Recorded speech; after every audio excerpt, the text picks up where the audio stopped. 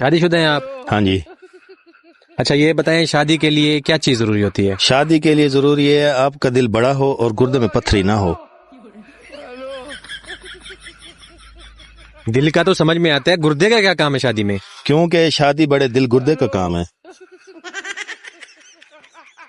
तो आपके दिल गुर्दे ठीक है? गुर्दे तो ठीक हैं, दिल खराब हो गया है शादी करके।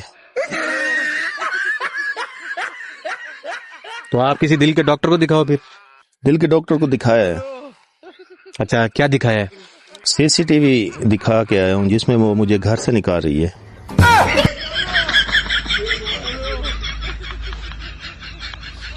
तो फिर आपको डॉक्टर ने कुछ लिख के दिया है? डॉक्टर ने 3 टाइम सब्र लिख के दिया है और परहेज करने का कहा है। अच्छा किस चीज से परहेज करने का कहा है? बेगम से।